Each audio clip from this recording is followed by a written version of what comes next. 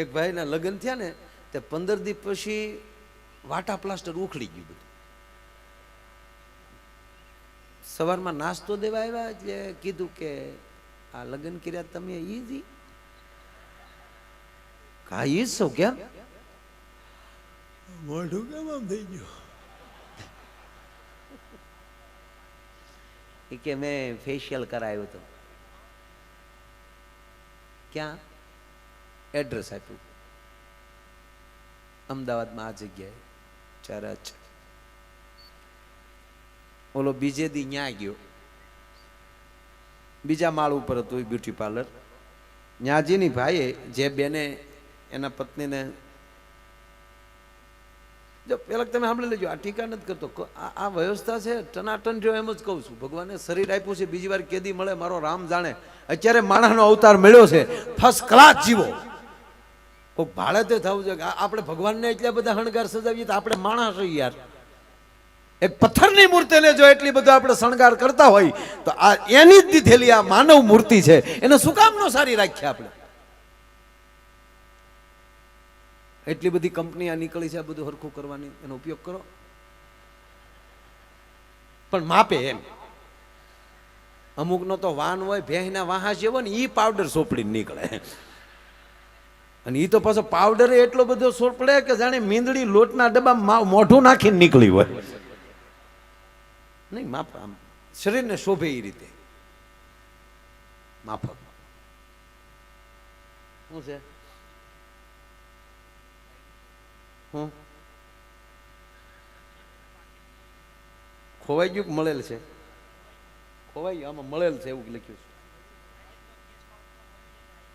ભાઈ જેનું પાકીટ ખોવાનું હોય એને કેશ કાઉન્ટર ઉપર માં પાકીટ મળ્યું છે ખાતરી આપીને દઈ જાય નકર 10 ઊભા થાય. પાકીટ તો અમારા પડી ગયા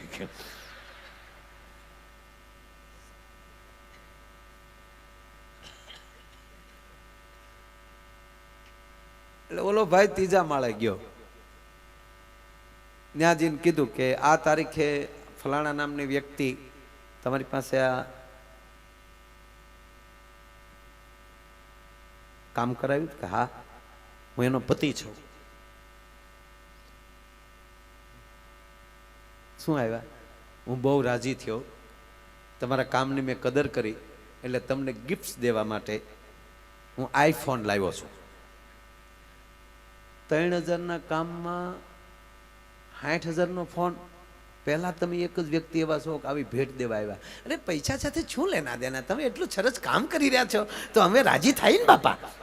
આલ્યો બેન આલ્યો આઈફોન. આઈફોનનું બોક્સ દઈ અને ભાઈ નીચે ઉતરી ગયો.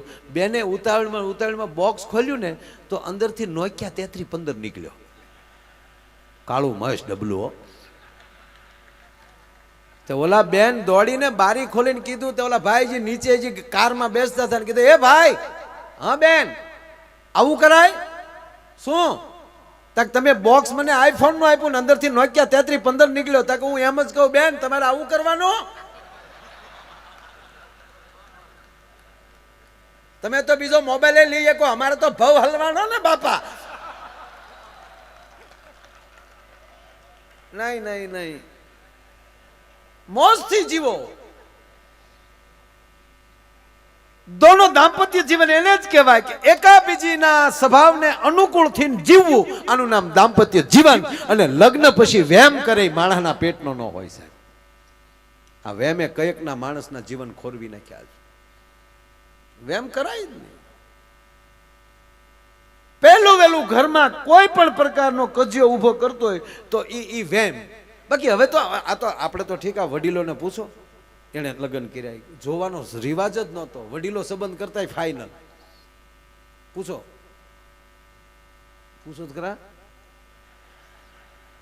હા કોણ જોવા જાતું એ તો ઘરે આવીને ઘૂંઘટ ખોલ્યા ત્યારે ખબર પડી કે આ આપણા ભાઈ ગુલો રાણી બાદશાહ જે હોય.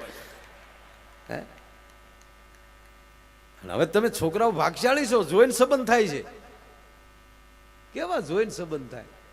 પણ એક કહું તમને વડીલોએ જોયા વગરના કનુભાઈ સંબંધ કર્યા છે એનો ઈ જોયા વગરના જેટલા વડીલોએ સંબંધ કરેલા છે એનો અત્યાર સુધીનો એક રેકોર્ડ છે. એક પણ છૂટાછેડાનો કેસ નથી થયો. કારણ કે જોઈને હોરીએ જાતી લાજાળા લોપે નહીં, પડી પટોળે ભાતી ફાટે પણ ફીટે નહીં. હવે તો બધા બહુ સરસ, હવે તો જોવાનું ગામડામાં જોવાનું ચાલુ થઈ ગયું. બોલો, હમણાં એક જણો ગામડામાં કન્યા જોવા ગયો, આપણે દીકરીઓ બિચારી ભોળ્યું હોય, બોલો વળી થોડો ઘણો કવાજી દાંત કેજમાં, તારે દીકરા ભેળવાઈ ગયો લાગે. એ જોવા ગયો ત્યાં, તે છોકરો ને છોકરાના બાપા ત્યાં ગયા એડ્રેસ પ્રમાણે. દીકરીના બાપા હતા, એનો પરિવાર હતો, બધા રામ રામ મળ્યા, બેસાડ્યા. દીકરીના બાપા ડાયા હતા, કીધું કે છોકરાને, જો બેટા રૂમમાં અમારી દીકરી બેઠી છે ને, જાઓ વાતચીત કરી લો, મારો દીકરો જાઓ બેસો. બોલો ગયો અંદર, પણ ઝોકમાં બકરું જાય એમ. જેવો ત્યાં રૂમમાં ગયો ને તો ઓલી દીકરી ઊભી થઈ ગઈ, આવો ભાઈ આવો.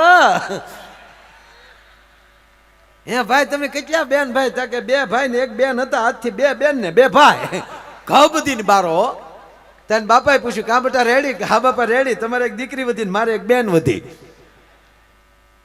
એક જણો જોવા ગયો ને, જો એમાં વચ્ચે કહું તમને, એમાં પહેલી વાર છોકરી છોકરો આમ બેઠા હોય ને રૂમમાં, એની સામે તમે ત્રાહી નજરે જોજો, બહુ મજા આવે છે. એવો ડાયો થઈને બેઠો હોય.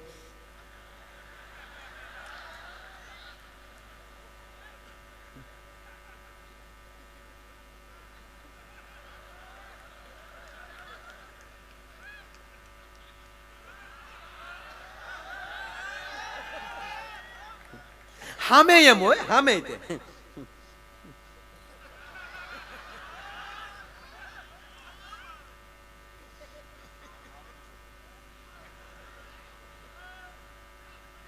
બે આ રીતે બેઠેલા. એટલે છોકરાને એમ થયું કે કઈક પૂછું તો ખરો એમ. એટલે છોકરે હિંમત કરી, ઓલી હાવ ગામડાની ભોળુડી દીકરીઓ, એમાં એને પૂછ્યું કે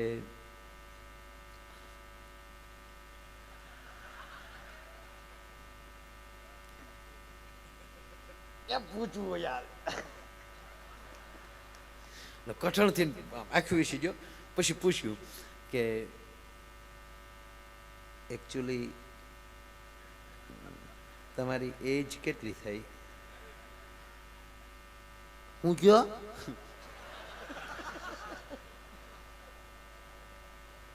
તમારી ઉંમર કેટલી થઈ? તમારી ઉંમર કેટલી? તમારી ઉંમર કેટલી? ઈ માર બાન પૂછ્યો ને, પણ મને થોડી ખબર મારે કેટલા વર્ષ જાય.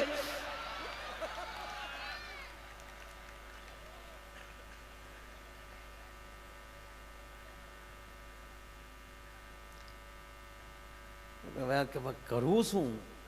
એટલે પછી છોકરાને એવું થયું કે કેટલું ભણ્યા એ પૂછું, અને જેટલું ભણ્યા હોય એમાં 5 વર્ષ નાખી દઉં એટલે ઉંમરની આજુબાજુ આવી જાય.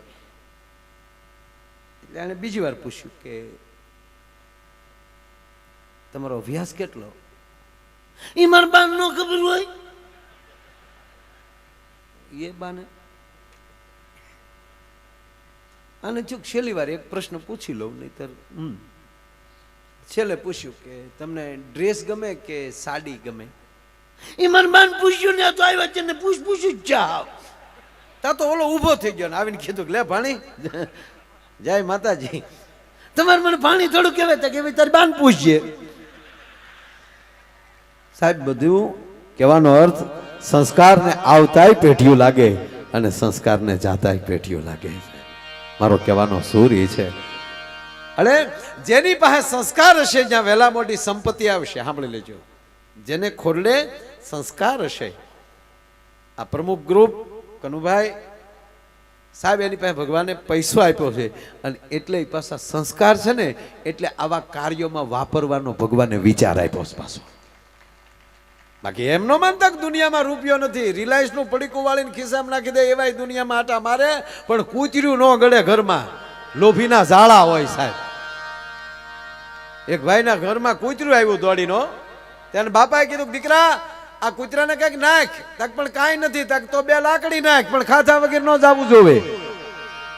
ત્યાં કોઈ દી ભગવાન આપતો હશે. હમણાં જ કીર્તિભાઈ બહુ સારી વાત કરીને કે એક એના છોકરો એના મિત્રને જો એક મુઠ્ઠી ચણા દેતો હોય ને માં ભાળી જાય અને કાનની બુટીઓ ચોળી નાખતી હોય, એના દીકરા કોઈ દી દાતાર ન થઈ શકે. બહુ સારી વાત કરી એને. જે બીજાને આપે એને ભગવાન આપે. પછી મોરારી બાપુ કથામાં કહે કે તમે બીજાને દેશો ને તો તમને ભગવાન દેશે, અને બીજાનું લેશો ને તો ભગવાન લેશે.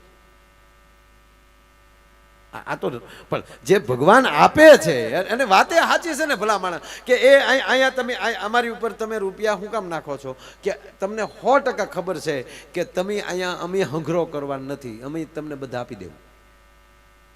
આજ નક્કી ને નિતરાયેલી નક્કી કર્યું કે ભાઈ જે આવશે એ કલાકારોના છે, એટલે એટલા બધા ન આવે, કાંઈ ન આવે, ભોજ્યો ભાઈ ન આવે. ધ્યાન દેજો, વાત ઝીણી છે, પણ તમને બધાને ખબર છે કે આવડા આ રૂપિયા કીર્તિભાઈ, માયાભાઈ, અથવા તો દિવ્યા, અથવા તો ક્યાં બારોડદેવ, આ કોઈ કલાકાર લઈ જવાના નથી, બધાય અહીંયા સત્કાર્યમાં વાપરી નાખવાના છે. એટલે માથે ઢગલા થાય ને એમ ભગવાને ઉપર જોવે છે કે આને હું ગમે એટલે આપીને આ માણસ સત્કારમાં વાપરવાનો છે, આની માથે ઢગલા કરવા જ દે. આ તમારી સામેનો દાખલો, ક્યાંય દ્રષ્ટાંત દેવાની જરૂર નથી. ઘણા અમને કે તમારી માથે ઉડે ક્યાં જાય, તારી ઘરે આવે. આ ઘણા વિડીયોમાં જોવે ને એને એમ જ થાય કે આવડા ઓહો એટલા રોજ એટલા રૂપિયા માથે આવે, એને ખબર નથી કાંઈ બીજી.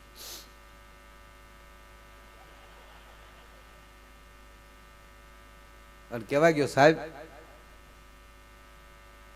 કલાના બદલામાં કીર્તિભાઈની જે ગળું છે, એની ગાયકી છે, એના બદલામાં આપણે શું આપી શકીએ?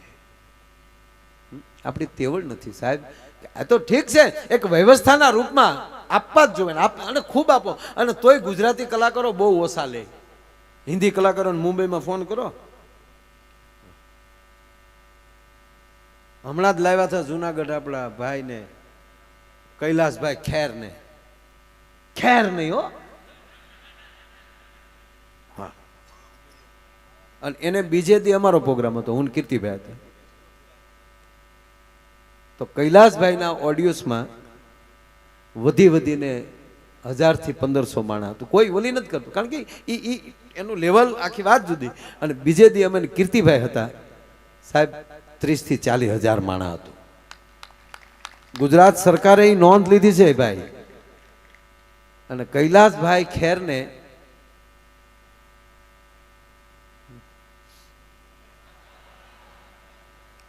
તગડો,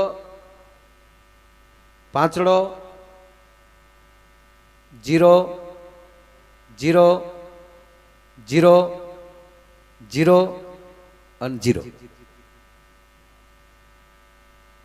અને કેવલ ને કેવલ 2 કલાક.